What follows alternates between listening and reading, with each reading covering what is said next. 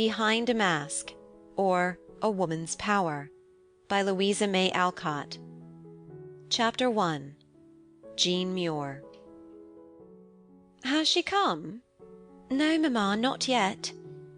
I wish it were well over. The thought of it worries and excites me. A cushion for my back, Bella.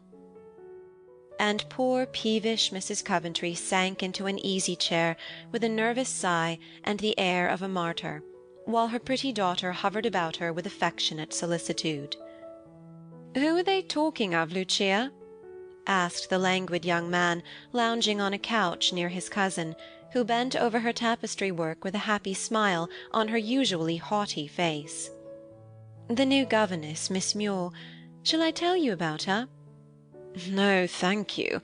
I have an inveterate aversion to the whole tribe. I've often thanked heaven that I had but one sister, and she a spoiled child, so that I have escaped the infliction of a governess so long." "How will you bear it now?" asked Lucia. "Leave the house while she is in it." "No, you won't. You're too lazy, Gerald," called out a younger and more energetic man from the recess where he stood teasing his dogs. "I'll give her a 3 days' trial. If she proves endurable, I shall not disturb myself. If, as I am sure, she is a bore, I'm off anywhere out of her way." "I beg you won't talk in that depressing manner, boys. I dread the coming of a stranger more than you possibly can, but Bella must not be neglected. So I have nerved myself to endure this woman, and Lucia is good enough to say she will attend to her after tonight." "Don't be troubled, mamma. She is a nice person, I dare say, and when once we are used to her, I've no doubt we shall be glad to have her. It's so dull here just now. Lady Sydney said she was a quite accomplished, amiable girl who needed a home, and would be a help to poor stupid me, so try to like her for my sake." "I will, dear, but isn't it getting late? I do hope nothing has happened. Did you tell them to send a carriage to the station for her, Gerald?" "I forgot it, but it's not far. It won't hurt her to walk," was the languid reply. "It was indolence, not forgetfulness, I know. I'm very sorry. She will think it so rude to leave her to find her way so late. Do go and see to it, Ned." "Too late, Bella. The train was in some time ago. Give your orders to me next time. Mother and I'll see that they are obeyed," said Edward. "Ned is just at an age to make a fool of himself for any girl who comes in his way. Have a care of the governess, Lucia, or she will bewitch him." Gerald spoke in a satirical whisper, but his brother heard him and answered with a good-humoured laugh. "I wish there was any hope of your making a fool of yourself in that way, old fellow. Set me a good example, and I promise to follow it. As for the governess, she is a woman, and should be treated with common civility. I should say a little extra kindness wouldn't be amiss either, because she is poor and a stranger." "That is my dear, good-hearted Ned. We'll stand by poor little Muir, won't we?" And running to her brother, Bella stood on tiptoe to offer him a kiss which he could not refuse, for the rosy lips were pursed up invitingly, and the bright eyes full of sisterly affection. "I do hope she has come, for when I make an effort to see anyone, I hate to make it in vain. Punctuality is such a virtue, and I know this woman hasn't got it, for she promised to be here at 7, and now it is long after," began Mrs. Coventry in an injured tone. Before she could get breath for another complaint, the clock struck 7 and the door-bell rang. "There she is!" cried Bella, and turned toward the door as if to go and meet the newcomer. But Lucia arrested her, saying authoritatively, "Stay here, child. It is her place to come to you, not yours to go to her." "Miss Muir," announced a servant, and a little black-robed figure stood in the doorway. For an instant no one stirred, and the governess had time to see and be seen before a word was uttered. All looked at her, and she cast on the household group a keen glance that impressed them curiously. Then her eyes fell, and bowing slightly, she walked in. Edward came forward and received her with the frank cordiality which nothing could daunt or chill. "Mother, this is the lady whom you expected. Miss Muir, allow me to apologize for our apparent neglect in not sending for you. There was a mistake about the carriage. Or rather, the lazy fellow to whom the order was given forgot it. Bella, come here." "Thank you. No apology is needed. I did not expect to be sent for." And the governess meekly sat down without lifting her eyes. "I am glad to see you. Let me take your things," said Bella rather shyly, for Gerald, still lounging, watched the fireside group with languid interest, and Lucia never stirred. Mrs. Coventry took a second survey and began. "You were punctual, Miss Muir, which pleases me. I'm a sad invalid, as Lady Sydney told you, I hope, so that Miss Coventry's lessons will be directed by my niece, and you will go to her for directions, as she knows what I wish. You will excuse me if I ask you a few questions, for Lady Sydney's note was very brief, and I left everything to her judgment." "Ask anything you like, madam," answered the soft, sad voice. "You are Scotch, I believe?" "Yes, madam." "Are your parents living?" "I have not a relation in the world." "Dear me, how sad. Do you mind telling me your age?" 19. And a smile passed over Miss Muir's lips as she folded her hands with an air of resignation, for the catechism was evidently to be a long one. "So young! Lady Sydney mentioned 25, I think, didn't she, Bella?" "No, mamma, she only said she thought so. Don't ask such questions. It's not pleasant before us all," whispered Bella. A quick, grateful glance shone on her from the suddenly lifted eyes of Miss Muir, as she said quietly, "I wish I was 30, but as I'm not, I do my best to look and seem old." Of course everyone looked at her then, and all felt a touch of pity at the sight of the pale-faced girl in her plain black dress, with no ornament but a little silver cross at her throat. Small, thin, and colourless as she was, with yellow hair and grey eyes and sharply cut, irregular, but very expressive features. Poverty seemed to have set its bond stamp upon her, and life to have had for her more frost than sunshine. But something in the lines of the mouth betrayed strength, and the clear, low voice had a curious mixture of command and entreaty in its varying tones. Not an attractive woman, yet not an ordinary one, and as she sat there with her delicate hands lying in her lap, her head bent, and a bitter look on her thin face, she was more interesting than many a blithe and blooming girl. Bella's heart warmed to her at once, and she drew her seat nearer, while Edward went back to his dogs that his presence might not embarrass her. "You have been ill, I think," continued Mrs. Coventry, who considered this fact the most interesting of all that she had heard concerning the governess. "Yes, madam. I left the hospital only a week ago." "Are you quite sure it is safe to begin teaching so soon?" "I have no time to lose, and shall soon gain strength here in the country, if you care to keep me." "And you are fitted to teach music, French, and drawing?" "I shall endeavour to prove that I am." "Be kind enough to go and play an air or two. I can judge by your touch. I used to play finely when a girl." Miss Muir rose, looked about her for the instrument, and seeing it at the other end of the room, went toward it, passing Gerald and Lucia as if she did not see them. Bella followed, and in a moment forgot everything in admiration. Miss Muir played like one who loved music and was perfect mistress of her art. She charmed them all by the magic of this spell. Even indolent Gerald sat up to listen, and Lucia put down her needle, while Ned watched the slender white fingers as they flew, and wondered at the strength and skill which they possessed. "Please sing," pleaded Bella, as a brilliant overture ended. With the same meek obedience Miss Muir complied, and began a little Scotch melody, so sweet, so sad, that the girls' eyes filled, and Mrs. Coventry looked for one of her many pocket-handkerchiefs. But suddenly the music ceased, for with a vain attempt to support herself, The singer slid from her seat and lay before the startled listeners, as white and rigid as if struck with death. Edward caught her up, and ordering his brother off the couch, laid her there, while Bella chafed her hands, and her mother rang for her maid. Lucia bathed the poor girl's temples, and Gerald, with unwonted energy, brought a glass of wine.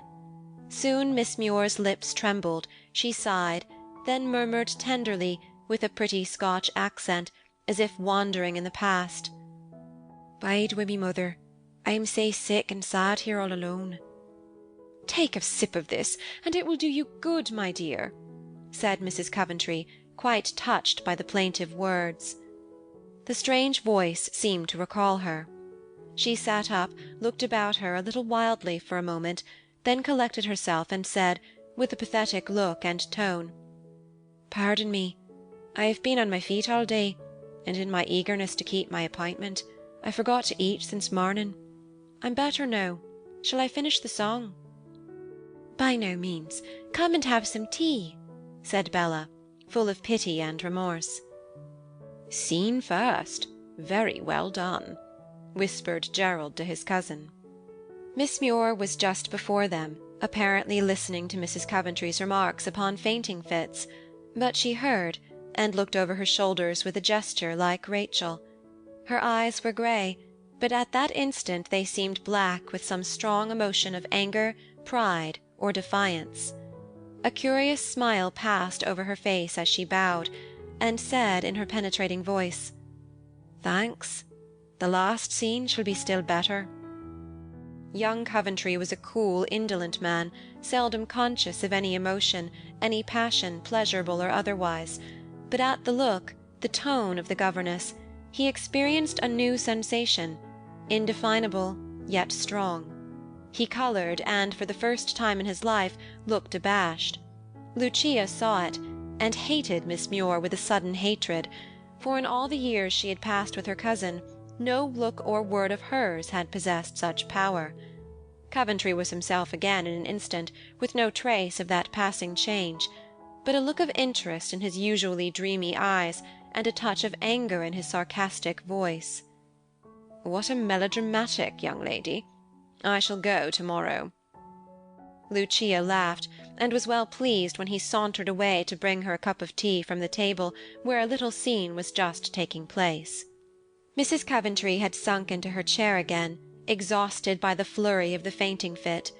Bella was busied about her, and Edward, eager to feed the pale governess, was awkwardly trying to make the tea, after a beseeching glance at his cousin, which she did not choose to answer. As he upset the caddy, and uttered a despairing exclamation, Miss Muir quietly took her place behind the urn, saying with a smile and a shy glance at the young man, "Allow me to assume my duty at once, and serve you all. I understand the art of making people comfortable in this way. The scoop, please. I can gather this up quite well alone, if you will tell me how your mother likes her tea." Edward pulled a chair to the table and made merry over his mishaps, while Miss Muir performed her little task with a skill and grace that made it pleasant to watch her. Coventry lingered a moment after she had given him a steaming cup, to observe her more nearly, while he asked a question or two of his brother. She took no more notice of him than if he had been a statue, and in the middle of one remark he addressed to her, she rose to take the sugar basin to Mrs. Coventry, who was quite won by the modest domestic graces of the new governess. "Really, my dear, you are such a treasure. I haven't tasted such tea since my poor maid Ellis died. Bella never makes it good, and Miss Lucia always forgets the cream. Whatever you do, you seem to do well, and that is such a comfort." "Let me always do this for you, then. It will be a pleasure, madam." And Miss Muir came back to her seat with a faint colour in her cheek, which improved her much. "My brother asked if young Sydney was at home when you left," said Edward, for Gerald would not take the trouble to repeat the question. Miss Muir fixed her eyes on Coventry, and answered with a slight tremor of the lips, "No, he left home some weeks ago." The young man went back to his cousin, saying, as he threw himself down beside her, "I shall not go tomorrow, but wait till the 3 days are out." "Why?" demanded Lucia. Lowering his voice, he said, with a significant nod toward the governess, "because I have a fancy that she is at the bottom of Sydney's mystery. He's not been himself lately, and now he has gone without a word. I rather like romances in real life if they are not too long or difficult to read." "Do you think her pretty?" "Far from it. A most uncanny little specimen." "Then why fancy Sydney loves her?" "He is an oddity, and likes sensations and things of that sort." "What do you mean, Gerald?" "Get the Muir to look at you as she did at me, and you will understand. Will you have another cup, Juno?" "Yes, please." She liked to have him wait upon her, for he did it to no other woman except his mother. Before he could slowly rise, Miss Muir glided to them with another cup on the salver, and as Lucia took it with a cold nod, the girl said under her breath, "I think it honest to tell you that I possess a quick ear, and cannot help hearing what is said anywhere in the room. What you say of me is of no consequence, but you may speak of things that you prefer I should not hear. Therefore, allow me to warn you." And she was gone again as noiselessly as she came. "How do you like that?" whispered Coventry, as his cousin sat looking after the girl with a disturbed expression. "What an uncomfortable creature to have in the house. I am very sorry I urged her coming, for your mother has taken a fancy to her, and it will be hard to get rid of her," said Lucia, half angry, half amused. "Hush! She hears every word you say. I know it by the expression of her face, for Ned is talking about horses, and she looks as haughty as ever you did, and that is saying much. Faith, this is getting interesting." "Hark, she is speaking. I want to hear." And Lucia laid her hand on her cousin's lips. He kissed it, and then idly amused himself with turning the rings to and fro on the slender fingers. "I have been in France several years, madam, but my friend died and I came back to be with Lady Sydney till—" Muir paused an instant, then added slowly, "till I fell ill. It was a contagious fever, so I went of my own accord to the hospital, not wishing to endanger her." "Very right, but are you sure there was no danger of infection now?" asked Mrs. Coventry anxiously. "None, I assure you. I have been well for some time, but did not leave because I preferred to stay there than to return to Lady Sydney." "No quarrel, I hope? No trouble of any kind?" "No quarrel. But, well, why not? You have a right to know, and I will not make a foolish mystery out of a very simple thing. As your family only is present, I may tell the truth. I did not go back on the young gentleman's account. Please ask no more." "Ah, I see. Quite prudent and proper, Miss Muir. I shall never allude to it again. Thank you for your frankness. Bella, you will be careful not to mention this to young friends. Girls gossip sadly, and it would annoy Lady Sydney beyond everything to have this talked of." "Very neighbourly of Lady S. to send the dangerous young lady here, where there are 2 young gentlemen to be captivated. I wonder why she didn't keep Sydney after she had caught him," murmured Coventry to his cousin. "Because she had the utmost contempt for a titled fool." Miss Muir dropped the words almost into his ear, as she bent to take her shawl from the sofa corner. "How the deuce did she get there?" ejaculated Coventry, looking as if he had received another sensation. "She has spirit, though, and upon my word I pity Sydney if he did try to dazzle her, for he must have got a splendid dismissal." "Come and play billiards. You promised, and I hold you to your word," said Lucia, rising with decision, for Gerald was showing too much interest in another to suit Miss Beaufort.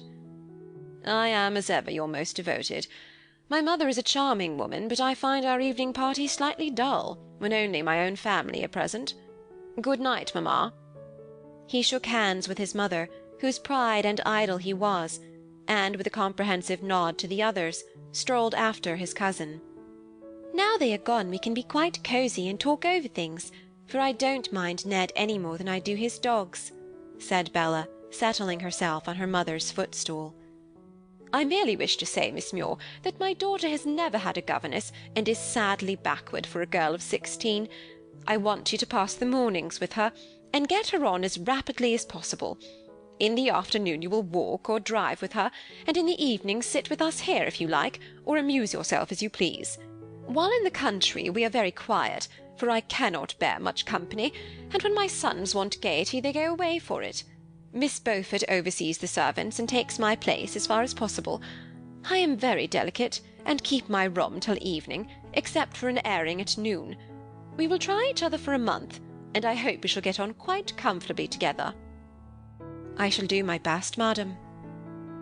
One would not have believed that the meek, spiritless voice which uttered these words was the same that had startled Coventry a few minutes before, nor that the pale, patient face could ever have kindled with such fire as that which looked over Miss Muir's shoulder when she answered her young host's speech.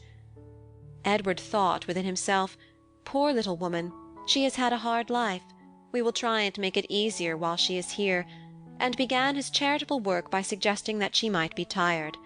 She acknowledged she was, and Bella led her away to a bright, cosy room, where with a pretty little speech and a good-night kiss she left her. When alone, Miss Muir's conduct was decidedly peculiar. Her first act was to clench her hands and mutter between her teeth with passionate force, "I'll not fail again if there is power in a woman's wit and will." She stood a moment motionless, with an expression of almost fierce disdain on her face, then shook her clenched hand as if menacing some unseen enemy. Next she laughed, and shrugged her shoulders with a true French shrug, saying low to herself, "Yes, the last scene shall be better than the first. Mon Dieu, how tired and hungry I am." Kneeling before the one small trunk which held her worldly possessions, she opened it, drew out a flask, and mixed a glass of some ardent cordial, which she seemed to enjoy extremely as she sat on the carpet, musing while her quick eyes examined every corner of the room. "Not bad. It will be a good field for me to work in, and the harder the task the better I shall like it. Merci, old friend. You put heart and courage into me when nothing else will. Come, the curtain is down, so I may be myself for a few hours, if actresses ever are themselves." Still sitting on the floor, she unbound and removed the long, abundant braids from her head, wiped the pink from her face, took out several pearly teeth, and slipping off her dress, appeared herself indeed, a haggard, worn, and moody woman of 30 at least. The metamorphosis was wonderful, but the disguise was more in the expression she assumed than in any art of costume or false adornment.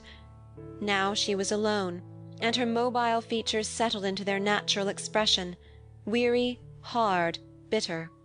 She had been lovely once, happy, innocent, and tender, but nothing of all this remained to the gloomy woman who leaned there brooding over some wrong, or loss, or disappointment which had darkened all her life.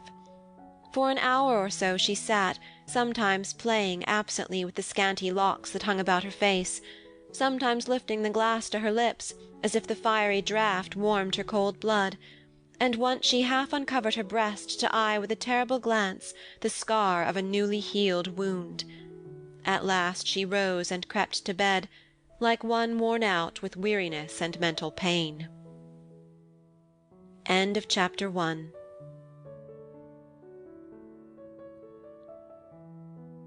Chapter 2. A Good Beginning. Only the housemaids were astir when Miss Muir left her room next morning and quietly found her way into the garden. As she walked, apparently intent upon the flowers, her quick eye scrutinized the fine old house and its picturesque surroundings. "Not bad," she said to herself, adding as she passed into the adjoining park, "but the other may be better, and I will have the best." Walking rapidly, she came out at length upon the wide green lawn which lay before the ancient hall where Sir John Coventry lived in solitary splendor. A stately old place, rich in oaks, well-kept shrubberies, gay gardens, sunny terraces, carved gables, spacious rooms, liveried servants, and every luxury befitting the ancestral home of a rich and honorable race. Miss Muir's eyes brightened as she looked, her step grew firmer, her carriage prouder, and a smile broke over her face, the smile of one well pleased at the prospect of the success of some cherished hope. Suddenly her whole air changed. She pushed back her hat, clasped her hands loosely before her, and seemed absorbed in girlish admiration of the fair scene that could not fail to charm any beauty-loving eye. The cause of this rapid change soon appeared. A hale, handsome man, between 50 and 60, came through the little gate leading to the park, and seeing the young stranger, paused to examine her. He had only time for a glance, however. She seemed conscious of his presence in a moment, turned with a startled look, uttered an exclamation of surprise, and looked as if hesitating whether to speak or run away. Gallant Sir John took off his hat, and said with the old-fashioned courtesy which became him well, "I beg your pardon for disturbing you, young lady. Allow me to atone for it by inviting you to walk where you will, and gather what flowers you like. I see you love them, so pray make free with those about you." With a charming air of maidenly timidity and artlessness, Miss Muir replied, "Oh, thank you, sir, but it is I who should ask pardon for trespassing. I never should have dared if I had not known that Sir John was absent. I always wanted to see this fine old place, and ran over the first thing to satisfy myself." "And are you satisfied?" he asked with a smile. "More than satisfied. I'm charmed, for it is the most beautiful spot I ever saw, and I've seen many famous seats both at home and abroad," she answered enthusiastically. "The whole is much flattered, and so would its master be if he heard you," began the gentleman with an odd expression. "I should not praise it to him, at least not as freely as I have to you, sir," said the girl, with eyes still turned away. "Why not?" asked her companion, looking much amused. "I should be afraid.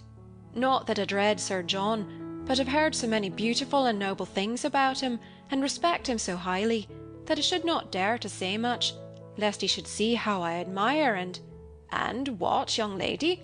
Finish, if you please." "I was going to say, love him. I will say it, for he is an old man, and one cannot help loving virtue and bravery." Miss Muir looked very earnest and pretty as she spoke, standing there with the sunshine glinting on her yellow hair, delicate face, and downcast eyes.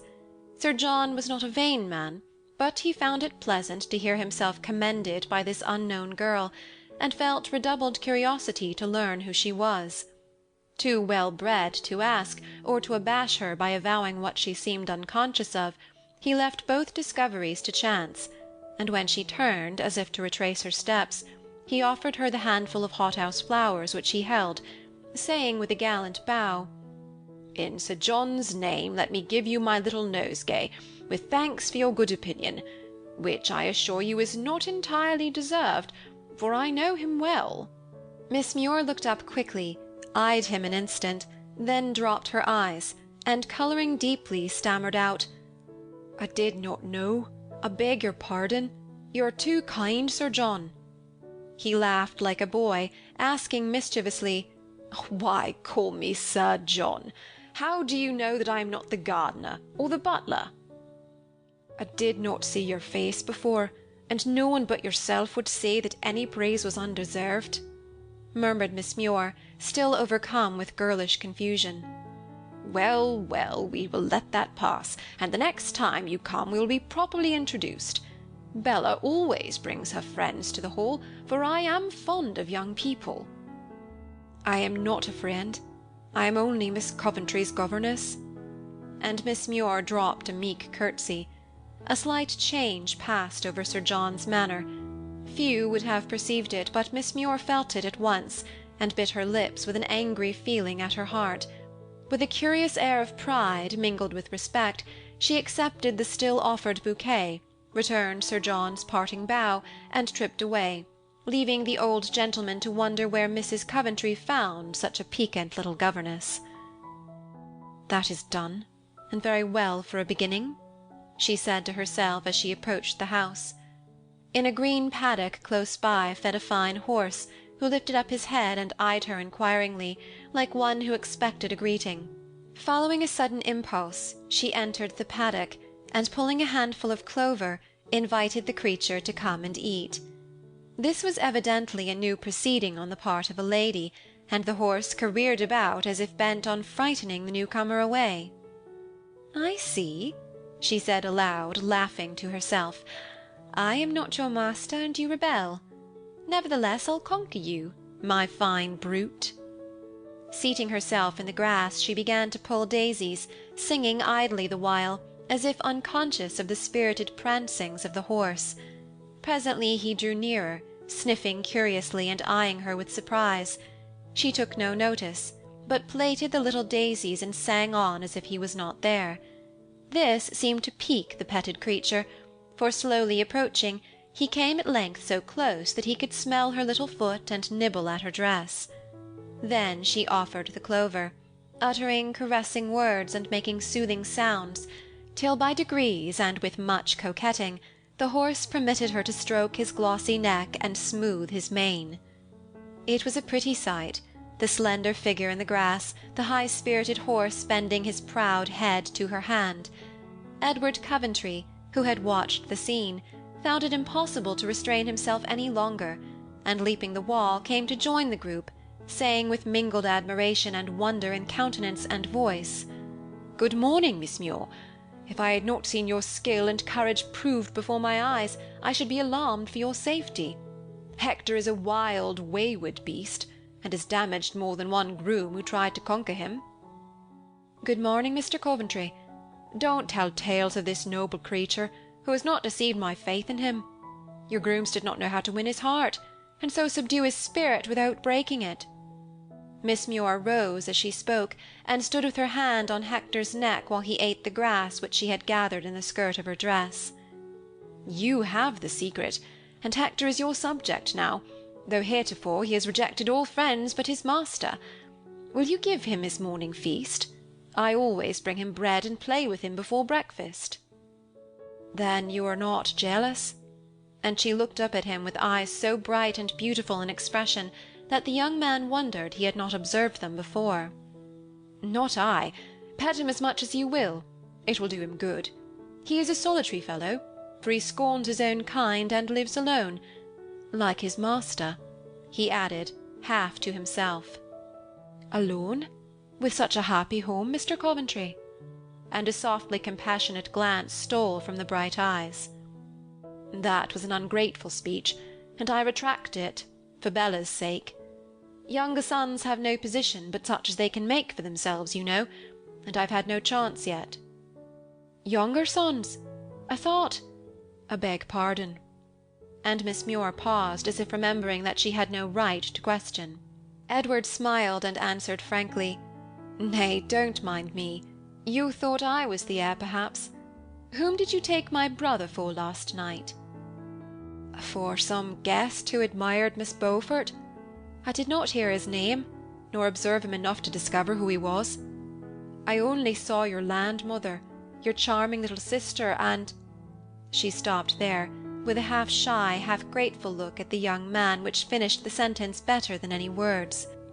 He was still a boy, in spite of his 21 years, and a little colour came into his brown cheek as the eloquent eyes met his and fell before them. "Yes, Bella is a capital girl, and one can't help loving her. I know you'll get her on, for really she is the most delightful little dunce. My mother's ill health and Bella's devotion to her have prevented our attending to her education before.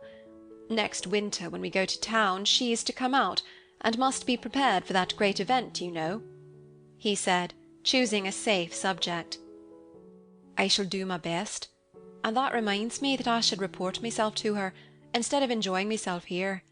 When one has been ill and shut up a long time, the country is so lovely, one is apt to forget duty for pleasure. Please remind me if I am negligent, Mr. Coventry." "That name belongs to Gerald. I'm only Mr. Ned here," he said, as they walked toward the house, while Hector followed to the wall and sent a sonorous farewell after them. Bella came running to meet them, and greeted Miss Muir as if she had made up her mind to like her heartily. "What a lovely bouquet you have got! I never can arrange flowers prettily, which vexes me, for mamma is so fond of them and cannot go out herself. You have charming taste," she said, examining the graceful posy which Miss Muir had much improved, by adding feathery grasses, delicate ferns, and fragrant wildflowers to Sir John's exotics. Putting them into Bella's hand, she said in a winning way, "Take them to your mother, then, and ask her if I may have the pleasure of making her a daily nosegay, for I should find a real delight in doing it, if it would please her." "How kind you are! Of course it would please her.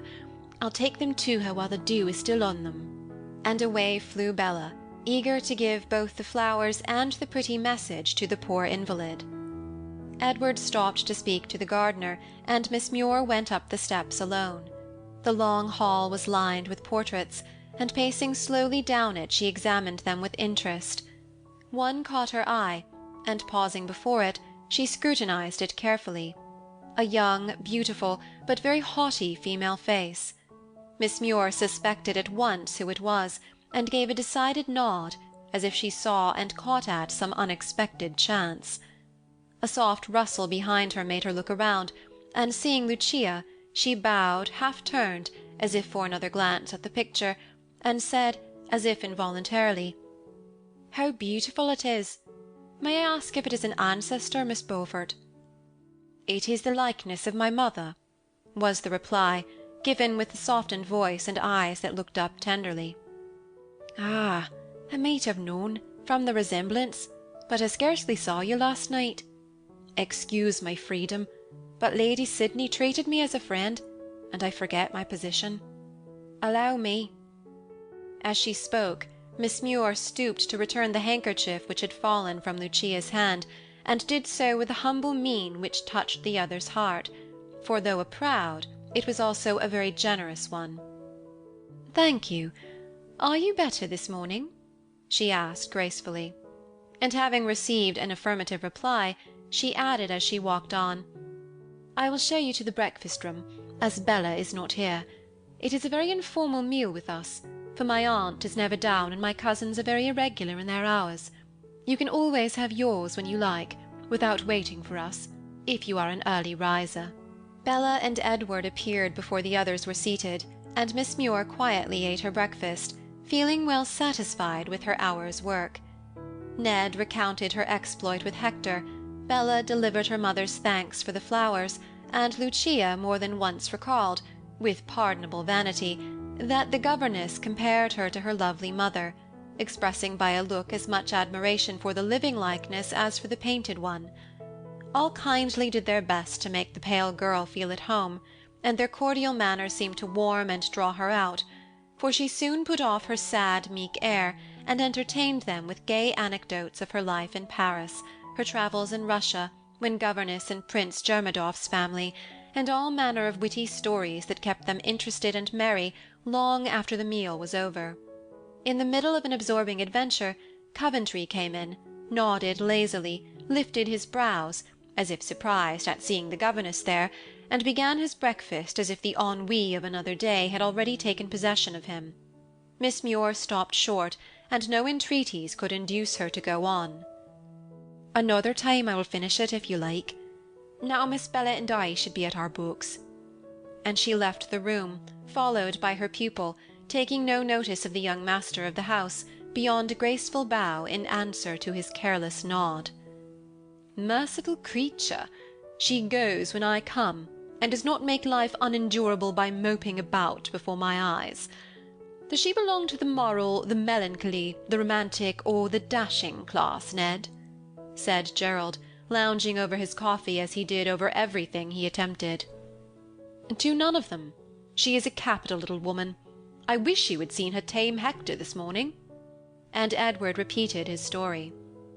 "Not a bad move on her part," said Coventry in reply. "She must be an observing as well as an energetic young person, to discover your chief weakness and attack it so soon. First tame the horse, and then the master. It'll be amusing to watch the game, only I shall be under the painful necessity of checkmating you both, if it gets serious." "You needn't exert yourself, old fellow, on my account. If I was not above thinking ill of an inoffensive girl, I should say you were the prize best worth winning, and advise you to take care of your own heart, if you've got one, which I rather doubt."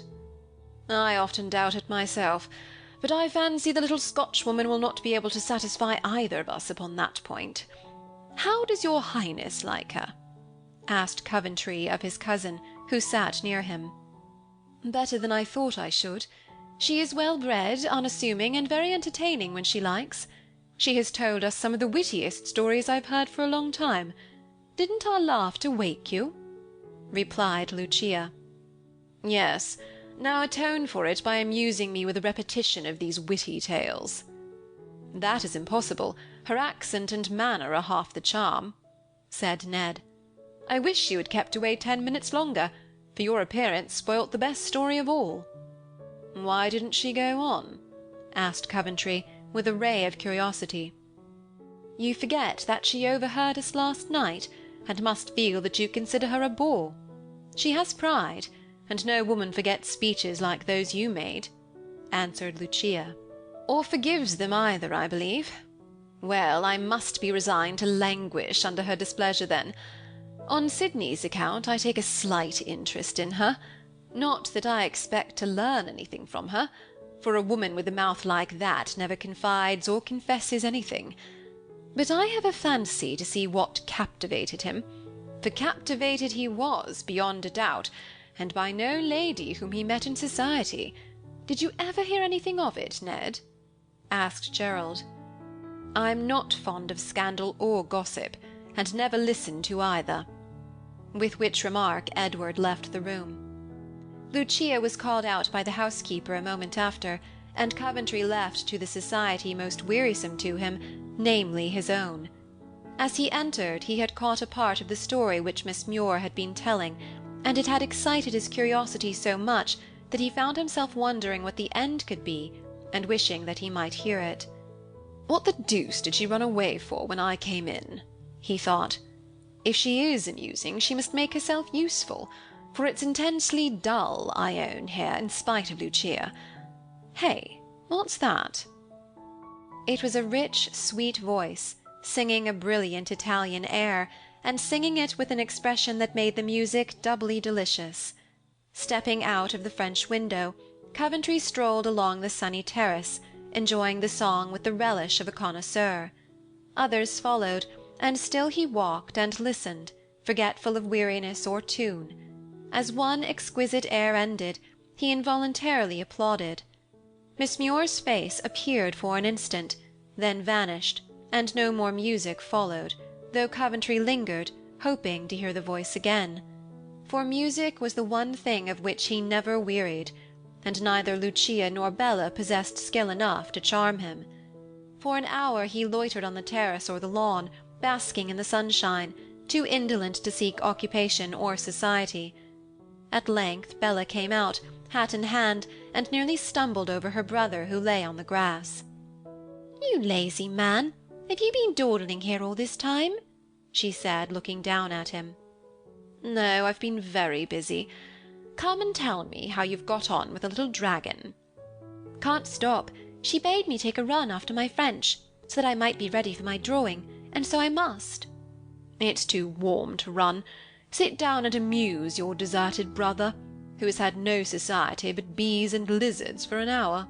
He drew her down as he spoke, and Bella obeyed, for in spite of his indolence, he was one to whom all submitted without dreaming of refusal. "What have you been doing? Muddling your poor little brains with all manner of elegant rubbish?" "No, I've been enjoying myself immensely. Jean is so interesting, so kind and clever. She didn't bore me with stupid grammar, but just talked to me in such pretty French that I got on capitally, and like it as I never expected to, after Lucia's dull way of teaching it." "What did you talk about?" "Oh, all manner of things. She asked questions and I answered, and she corrected me." "Questions about our affairs, I suppose?" "Not one. She don't care 2 sous for us or our affairs. I thought she might like to know what sort of people we were, so I told her about Papa's sudden death, Uncle John, and you and Ned. But in the midst of it she said, in her quiet way, 'You are getting too confidential, my dear. It is not best to talk too freely of one's affairs to strangers. Let us speak of something else.'" "What were you talking of when she said that, Belle?" "You. Ah, then no wonder she was bored. She was tired of my chatter, and didn't hear half I said, for she was busy sketching something for me to copy, and thinking of something more interesting than the Coventrys. How do you know? By the expression of her face. Did you like her music, Gerald? Yes. Was she angry when I clapped? She looked surprised, then rather proud, and shut the piano at once, though I begged her to go on. Isn't Jean a pretty name? Not bad. But why don't you call her Miss Muir? She begged me not. She hates it, and loves to be called Jean alone. I've imagined such a nice little romance about her, and some day I shall tell her, for I'm sure she has had a love trouble. Don't get such nonsense into your head, but follow Miss Muir's well-bred example, and don't be curious about other people's affairs. Ask her to sing tonight. It amuses me. She won't come down, I think. We've planned to read and work in my boudoir, which is to be our study now. Mamma will stay in her room, so you and Lucia can have the drawing-room all to yourselves. Thank you. What will Ned do? He will amuse Mamma, he says. Dear old Ned. I wish you'd stir about and get him his commission. He's so impatient to be doing something, and yet so proud he won't ask again, after you have neglected it so many times and refused Uncle's help. I'll attend to it very soon. Don't worry me, child. He will do very well for a time, quietly here with us. You always say that, yet you know he chafes and is unhappy at being dependent on you. Mamma and I don't mind, but he is a man, and it frets him. He said he'd take matters into his own hands soon, and then you may be sorry you were so slow in helping him. Miss Muir is looking out of the window. You'd better go and take your run, else she will scold. Not she. I'm not a bit afraid of her. She's so gentle and sweet.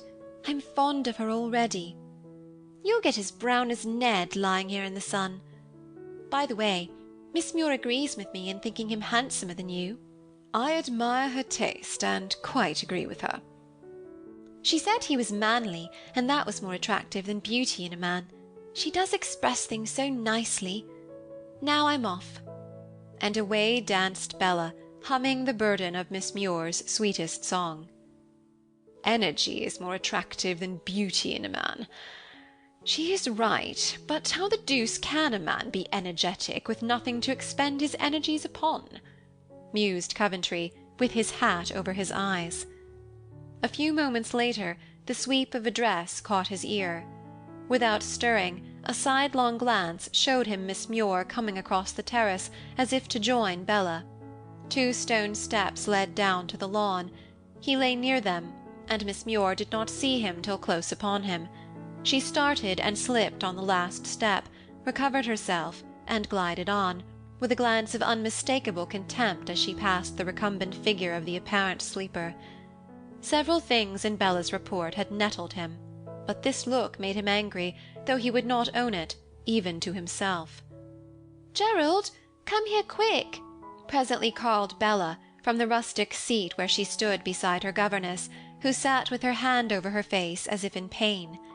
Gathering himself up, Coventry slowly obeyed, but involuntarily quickened his pace as he heard Miss Muir say, "Don't call him. He can do nothing," for the emphasis on the word he was very significant. "What is it, Bella?" he asked, looking rather wider awake than usual. "You started Miss Muir and made her turn her ankle. Now help her to the house, for she is in great pain, and don't lie there any more to frighten people like a snake in the grass," said his sister petulantly. "I beg your pardon. Will you allow me?"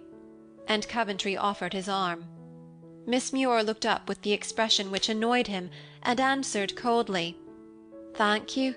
Miss Bella will do as well." "Permit me to doubt that." And with a gesture too decided to be resisted, Coventry drew her arm through his and led her into the house.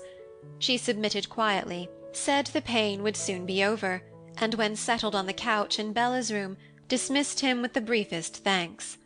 Considering the unwonted exertion he had made, he thought she might have been a little more grateful, and went away to Lucia, who always brightened when he came. No more was seen of Miss Muir until tea-time, for now, while the family were in retirement, they dined early and saw no company. The governess had excused herself at dinner, but came down in the evening a little paler than usual, and with a slight limp in her gait. Sir John was there, talking with his nephew, and they merely acknowledged her presence by the sort of bow which gentlemen bestow on governesses. As she slowly made her way to her place behind the urn, Coventry said to his brother, "Take her a footstool and ask her how she is, Ned." Then, as if necessary to account for his politeness to his uncle, he explained how he was the cause of the accident. "Yes, yes, I understand. Rather a nice little person, I fancy. Not exactly a beauty, but accomplished and well-bred, which is better for one of her class." "Some tea, Sir John?" said a soft voice at his elbow, and there was Miss Muir, offering cups to the gentlemen. Thank you," said Sir John, sincerely hoping she had overheard him. As Coventry took his, he said graciously, "You are very forgiving, Miss Muir, to wait upon me, after I have caused you so much pain." "It is my duty, sir," was her reply, in a tone which plainly said, "but not my pleasure." And she returned to her place, to smile and chat and be charming, with Bella and her brother. Lucia, hovering near her uncle and Gerald, kept them to herself, but was disturbed to find that their eyes often wandered to the cheerful group about the table, and that their attention seemed distracted by the frequent bursts of laughter and fragments of animated conversation which reached them. In the midst of an account of a tragic affair which she endeavored to make as interesting and pathetic as possible, Sir John burst into a hearty laugh, which betrayed that he had been listening to a livelier story than her own. Much annoyed, she said hastily, "I knew it would be so. Bella has no idea of the proper manner in which to treat a governess. She and Ned will forget the difference of rank and spoil that person for her work. She is inclined to be presumptuous already, and if my aunt won't trouble herself to give Miss Muir a hint in time, I shall." "Wait till she has finished the story, I beg of you," said Coventry, for Sir John was already off.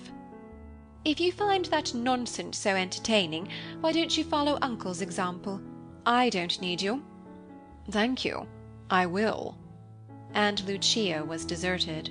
But Miss Muir had ended, and beckoning to Bella, left the room, as if quite unconscious of the honor conferred upon her or the dullness she left behind her.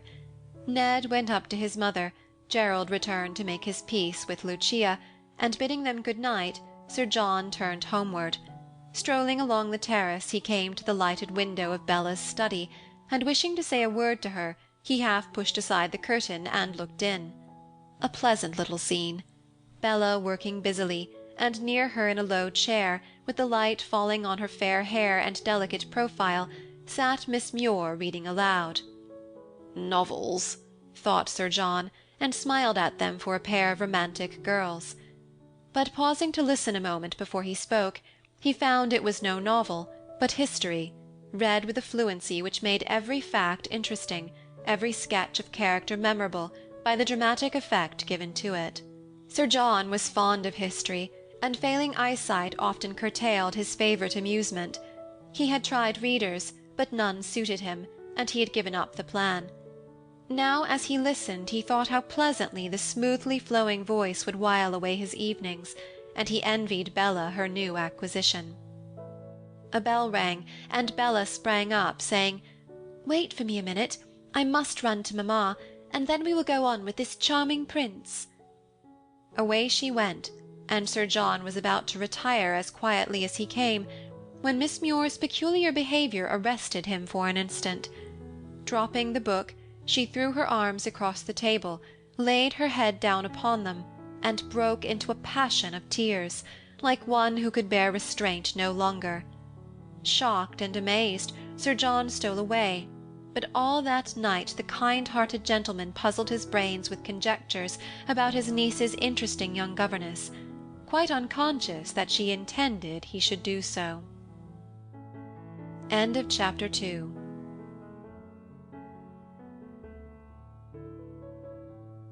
Chapter 3.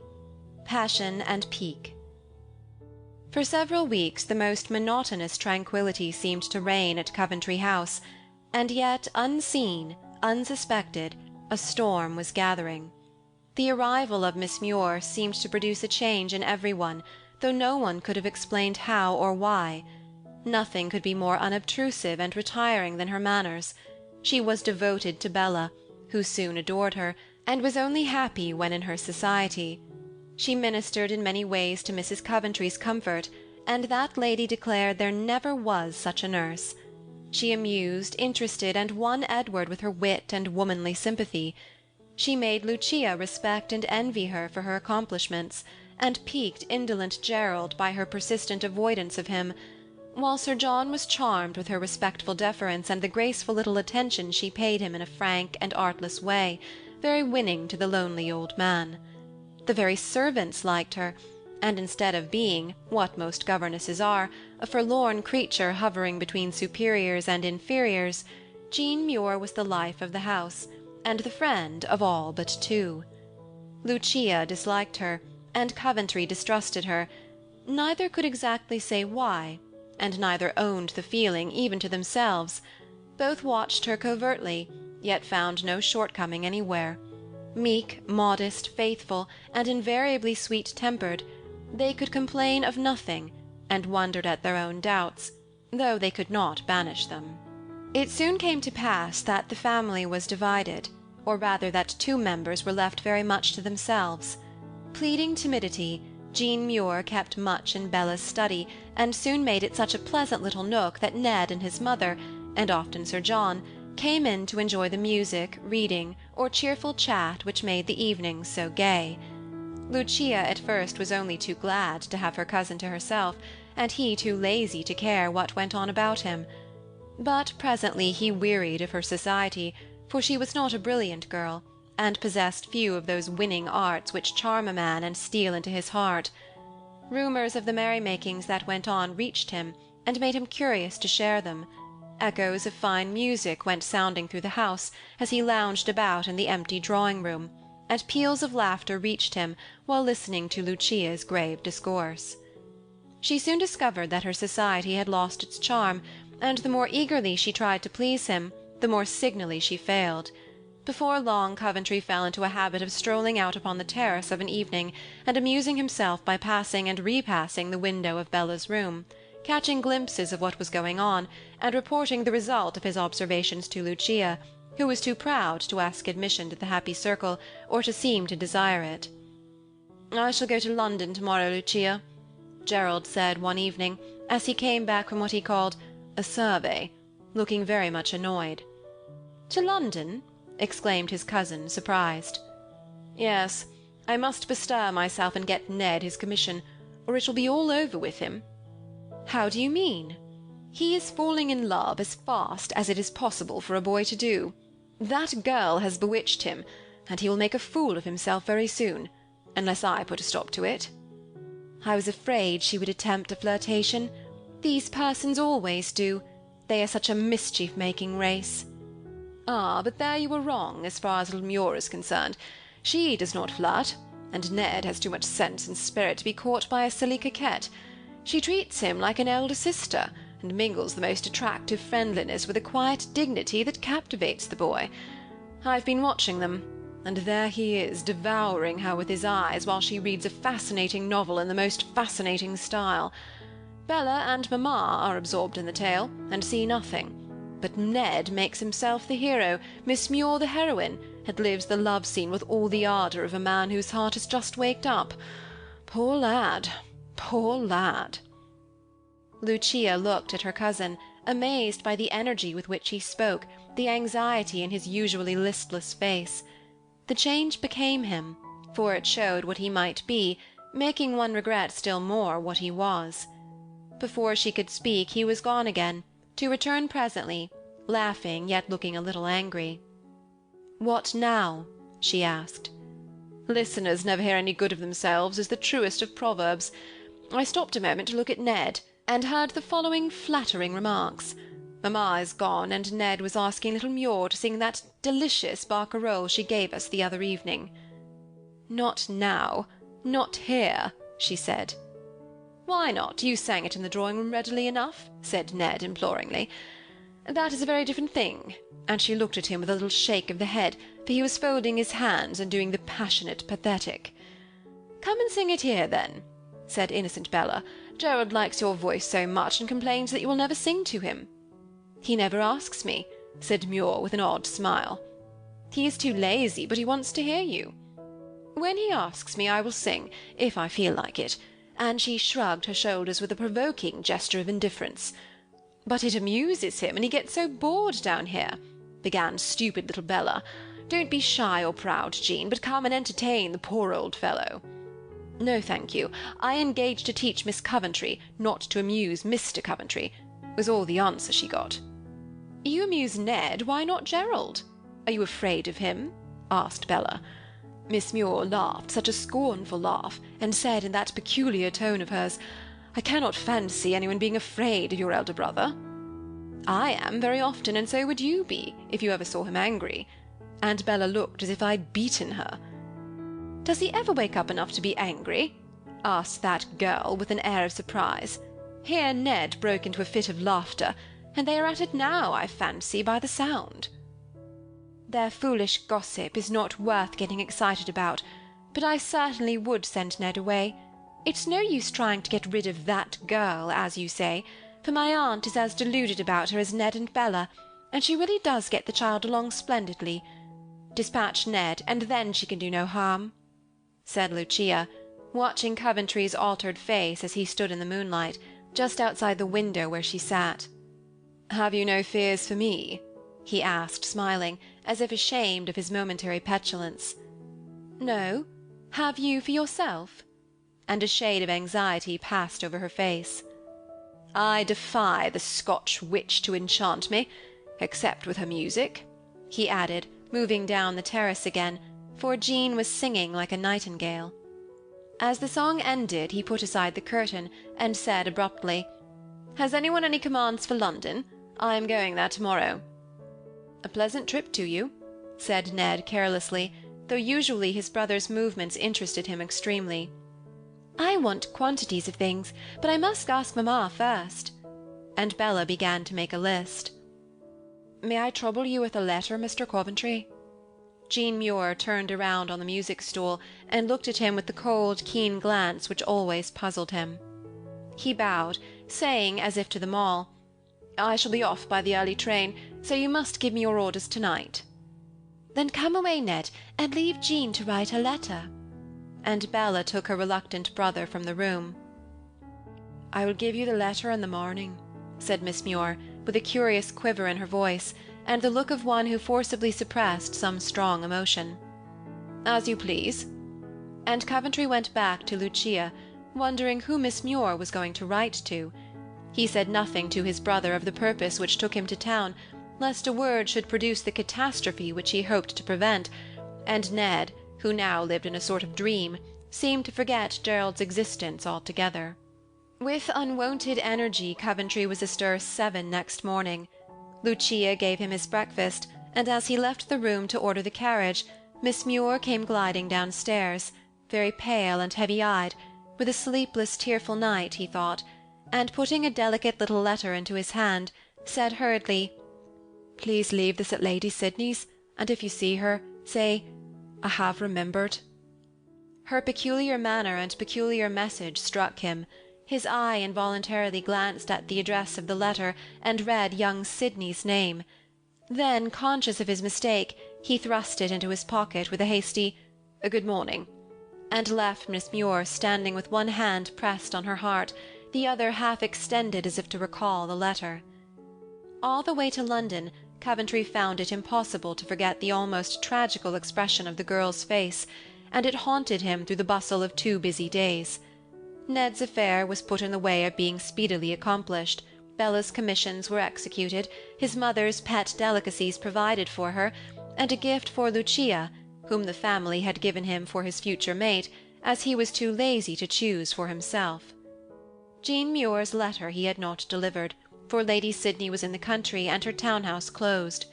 Curious to see how she would receive his tidings, he went quietly in on his arrival at home. Everyone had dispersed to dress for dinner except Miss Muir, who was in the garden, the servant said. Very well, I have a message for her. And turning, the young master, as they called him, went to seek her. In a remote corner he saw her sitting alone, buried in thought. As his step roused her, a look of surprise followed by one of satisfaction passed over her face, and rising, she beckoned to him with an almost eager gesture. Much amazed, he went to her and offered the letter, saying kindly, "I regret that I could not deliver it. Lady Sydney is in the country, and I did not like to post it without your leave. Did I do right?" "Quite right. Thank you very much. It is better so." And with an air of relief she tore the letter to atoms and scattered them to the wind. More amazed than ever, the young man was about to leave her when she said, with a mixture of entreaty and command, "Please stay a moment. I want to speak to you." He paused, eyeing her with visible surprise, for a sudden colour dyed her cheeks, and her lips trembled. Only for a moment, then she was quite self-possessed again. Motioning him to the seat she had left, she remained standing while she said, in a low, rapid tone full of pain and of decision, "Mr. Coventry, as the head of the house I want to speak to you, rather than to your mother, of a most unhappy affair which has occurred during your absence. My month of probation ends today. Your mother wishes me to remain. I too wish it sincerely, for I am happy here, but I ought not. Read this, and you will see why." She put a hastily written note into his hand and watched him intently while he read it. She saw him flush with anger, bite his lips, knit his brows, then assume his haughtiest look as he lifted his eyes and said in his most sarcastic tone, "Very well for a beginning. The boy has eloquence. Pity that it should be wasted. May I ask if you have replied to this rhapsody?" "I have." "And what follows? He begs you to fly with him, to share his fortunes, and be the good angel of his life. Of course you consent?" There was no answer, for standing erect before him, Miss Muir regarded him with an expression of proud patience, like one who expected reproaches, yet was too generous to resent them. Her manner had its effect. Dropping his bitter tone, Coventry asked briefly, "Why do you show me this?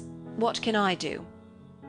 "I show it that you may see how much in earnest the boy is, and how open I desire to be. You can control, advise, and comfort your brother, and help me to see what is my duty." "You love him?" demanded Coventry bluntly. "No," was the quick, decided answer. "Then why make him love you?"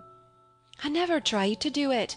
Your sister will testify that I have endeavoured to avoid him as I—" and he finished the sentence with an unconscious tone of pique. "As you have avoided me." She bowed silently, and he went on. "I will do you the justice to say that nothing can be more blameless than your conduct toward myself. But why allow Ned to haunt you evening after evening? What could you expect of a romantic boy who had nothing to do but lose his heart to the first attractive woman he met?" A momentary glisten shone in Jean Muir's steel-blue eyes as the last words left the young man's lips, but it was gone instantly, and her voice was full of reproach, as she said steadily, impulsively, "If the romantic boy had been allowed to lead the life of a man, as he longed to do, he would have had no time to lose his heart to the first sorrowful girl whom he pitied. Mr. Coventry, the fault is yours. Do not blame your brother, but generously own your mistake and retrieve it in the speediest, kindest manner." For an instant Gerald sat dumb. Never since his father died had anyone reproved him. Seldom in his life had he been blamed. It was a new experience, and the very novelty added to the effect.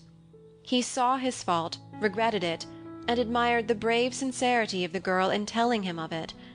But he did not know how to deal with the case, and was forced to confess not only past negligence, but present incapacity. He was as honourable as he was proud, and with an effort he said frankly, "You were right, Miss Muir. I am to blame. Yet as soon as I saw the danger I tried to avert it. My visit to town was on Ned's account. He will have his commission very soon, and then he will be sent out of harm's way. Can I do more?" "No, it is too late to send him away with a free and happy heart.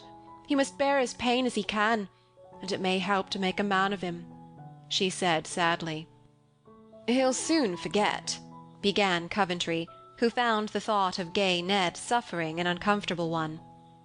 Yes, thank heaven, that is possible, for men. Miss Muir pressed her hands together, with a dark expression on her half-averted face. Something in her tone, her manner, touched Coventry. He fancied that some old wound bled, some bitter memory awoke at the approach of a new lover.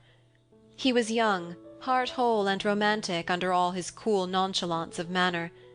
This girl, who he fancied loved his friend, and who was beloved by his brother, became an object of interest to him. He pitied her, desired to help her, and regretted his past distrust, as a chivalrous man always regrets injustice to a woman. She was happy here, poor homeless soul, and she should stay. Bella loved her, his mother took comfort in her, and when Ned was gone, no one's peace would be endangered by her winning ways, her rich accomplishments. These thoughts swept through his mind during a brief pause, and when he spoke, it was to say gently, Miss Muir, I thank you for the frankness which must have been painful to you, and I will do my best to be worthy of the confidence which you repose in me. You were both discreet and kind to speak only to me. This thing would have troubled my mother extremely, and have done no good. I shall see Ned, and try and repair my long neglect as promptly as possible. I know you will help me, and in return let me beg of you to remain, for he will soon be gone. She looked at him with eyes full of tears, and there was no coolness in the voice that answered softly, You are too kind, but I had better go. It is not wise to stay. Why not? She coloured beautifully, hesitated, then spoke out in the clear, steady voice which was her greatest charm. If I had known there were sons in this family, I never should have come. Lady Sydney spoke only of your sister, and when I found two gentlemen, I was troubled because I'm so unfortunate, or rather people are so kind as to like me more than I deserve. I thought I could stay a month at least, as your brother spoke of going away, and you were already affianced, but I am not affianced. Why he said that Coventry could not tell, but the words passed his lips hastily and could not be recalled. Jean Muir took the announcement oddly enough. She shrugged her shoulders with an air of extreme annoyance, and said almost rudely, Then you should be, and you will be soon, but that is nothing to me. Miss Beaufort wishes me gone, and I am too proud to remain and become the cause of disunion in a happy family. No, I will go, and go at once. She turned away impetuously, but Edward's arm detained her, and Edward's voice demanded tenderly, Where will you go, my Jean? The tender touch and name seemed to rob her of her courage and calmness, for leaning on her lover, she hid her face and sobbed audibly.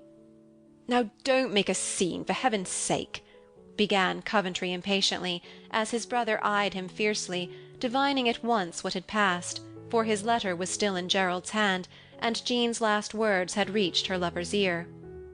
Who gave you the right to read that, and to interfere in my affairs? demanded Edward hotly. Miss Muir, was the reply, as Coventry threw away the paper. And you add to the insult by ordering her out of the house? cried Ned with increasing wrath. On the contrary, I begged her to remain. The deuce you do! And why? Because she is useful and happy here, and I am unwilling that your folly should rob her of a home which she likes. You are very thoughtful and devoted all at once, but I beg you will not trouble yourself. Jean's happiness and home will be my care now. My dear boy, do be reasonable. The thing is impossible. Miss Muir sees it herself. She came to tell me to ask how best to arrange matters without troubling my mother. I've been to town to attend to your affairs, and you may be off now very soon. I have no desire to go. Last month it was the wish of my heart. Now I'll accept nothing from you. And Edward turned moodily away from his brother. What folly! Ned, you must leave home. It is all arranged, and cannot be given up now. A change is what you need, and it will make a man of you. We shall miss you, of course, but you will be where you'll see something of life, and that is better for you than getting into mischief here. Are you going away, Jean?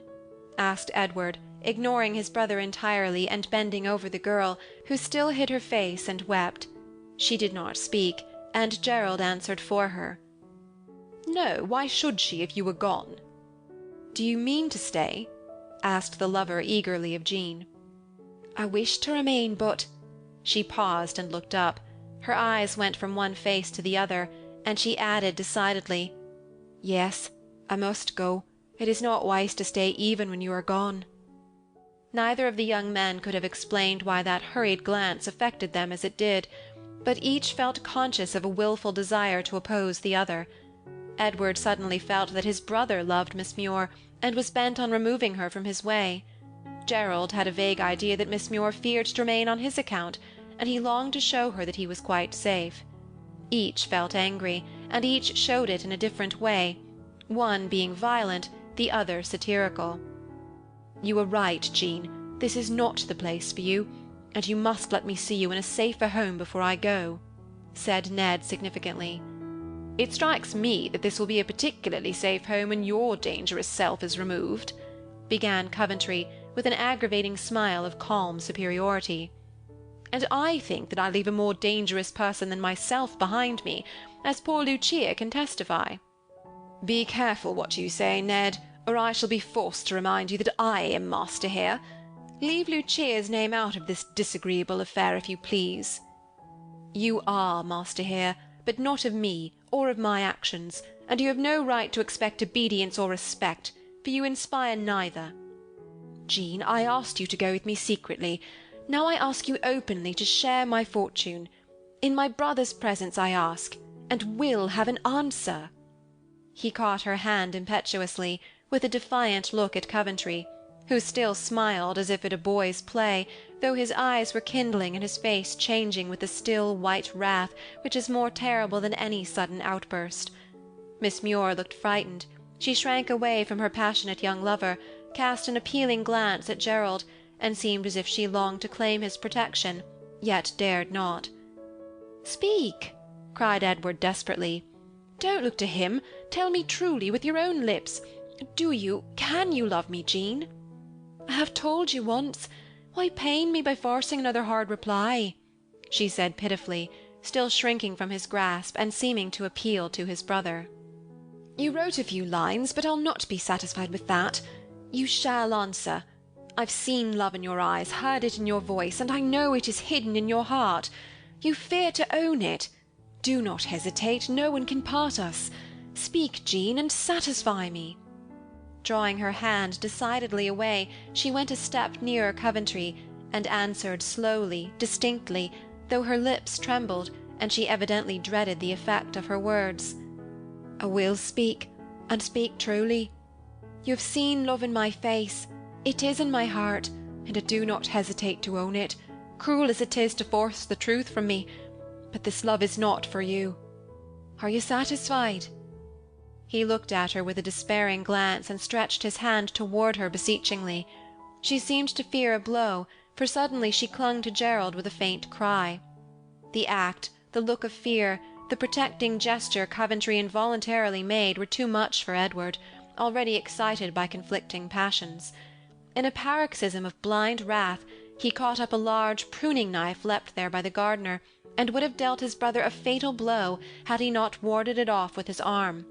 The stroke fell, and another might have followed, had not Miss Muir with unexpected courage and strength wrested the knife from Edward and flung it into the little pond near by.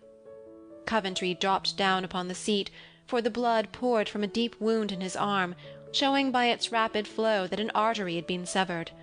Edward stood aghast, for with the blow his fury passed, leaving him overwhelmed with remorse and shame. Gerald looked up at him, smiled faintly, and said with no sign of reproach or anger, "Never mind, Ned. Forget and forgive. Lend me a hand to the house, and don't disturb anyone. It's not much, I dare say." But his lips whitened as he spoke, and his strength failed him. Edward sprang to support him, and Miss Muir, forgetting her terrors, proved herself a girl of uncommon skill and courage. "Quick, lay him down. Give me your handkerchief and bring some water," she said in a tone of quiet command. Poor Ned obeyed and watched her with breathless suspense while she tied the handkerchief tightly around the arm, thrust the handle of his riding-whip underneath, and pressed it firmly above the severed arteries to stop the dangerous flow of blood. "Dr. Scott is with your mother, I think. Go and bring him here," was the next order, and Edward darted away, thankful to do anything to ease the terror which possessed him. He was gone some minutes, and while they waited, Coventry watched the girl as she knelt beside him, bathing his face with one hand, while with the other she held the bandage firmly in its place. She was pale, but quite steady and self-possessed, and her eyes shone with a strange brilliancy as she looked down at him. Once, meeting his look of grateful wonder, she smiled a reassuring smile that made her lovely, and said in a soft, sweet tone never used to him before, "Be quiet. There is no danger. I will stay by you till help comes." Help did come speedily, and the doctor's first words were, "Who improvised that tourniquet?" "She did," murmured Coventry. "Then you may thank her for saving your life. By Jove, it was capitally done." And the old doctor looked at the girl with as much admiration as curiosity in his face. "Never mind that. See to the wound, please, while I run for bandages and salts and wine." Miss Muir was gone as she spoke, so fleetly that it was in vain to call her back or catch her. During her brief absence the story was told by repentant Ned, and the wound examined. "Fortunately I have my case of instruments with me," said the doctor, spreading on the bench a long array of tiny glittering implements of torture. "Now, Mr. Ned, come here and hold the arm in that way while I tie the artery. Hey, that will never do. Don't tremble so, man. Look away and hold it steadily." "I can't." And poor Ned turned faint and white, not at the sight, but with the bitter thought that he had longed to kill his brother. "I will hold it." And a slender white hand lifted the bare and bloody arm so firmly, steadily, that Coventry sighed a sigh of relief, and Dr. Scott fell to work with an emphatic nod of approval. It was soon over, and while Edward ran in to bid the servants beware of alarming their mistress, Dr. Scott put up his instruments, and Miss Muir used salts, water, and wine so skilfully that Gerald was able to walk to his room, leaning on the old man, while the girl supported the wounded arm, as no sling could be made on the spot. As he entered the chamber, Coventry turned, put out his left hand, and with much feeling in his fine eyes, said simply, "Miss Muir, I thank you." The colour came up beautifully in her pale cheeks as she pressed the hand, and without a word vanished from the room. Lucia and the housekeeper came bustling in, and there was no lack of attendance on the invalid. He soon wearied of it, and sent them all away but Ned, who remorsefully haunted the chamber, looking like a comely young Cain, and feeling like an outcast. "Come here, lad, and tell me all about it. I was wrong to be domineering. Forgive me, and believe that I care for your happiness more sincerely than for my own." These frank and friendly words healed the breach between the two brothers, and completely conquered Ned. Gladly did he relate his love passages, for no young lover ever tires of that amusement if he has a sympathizing auditor, and Gerald was sympathetic now. For an hour did he lie listening patiently to the history of the growth of his brother's passion. Emotion gave the narrator eloquence, and Jean Muir's character was painted in glowing colours. All her unsuspected kindness to those about her was dwelt upon, all her faithful care, her sisterly interest in Bella, her gentle attentions to their mother, her sweet forbearance with Lucia, who plainly showed her dislike, and most of all, her friendly counsel, sympathy, and regard for Ned himself. "She would make a man of me. She puts strength and courage into me as no one else can. She is unlike any girl I ever saw. There's no sentimentality about her. She is wise and kind and sweet. She says what she means, looks you straight in the eye, and is as true as steel. I've tried her, I know her, and, Gerald, I love her so." Here the poor lad leaned his face into his hands, and sighed a sigh that made his brother's heart ache. "Upon my soul, Ned, I feel for you, and if there was no obstacle on her part, I'd do my best for you. She loves Sydney, and so there is nothing for it but to bear your fate like a man." "Are you sure about Sydney? May it not be someone else?" And Ned eyed his brother with a suspicious look. Coventry told him all he knew and surmised concerning his friend, not forgetting the letter. Edward mused a moment, then seemed relieved, and said frankly, "I'm glad it's Sydney and not you. I can bear it better." "Me?" ejaculated Gerald with a laugh. "Yes, you. I've been tormented lately with the fear that you cared for her, or rather she for you.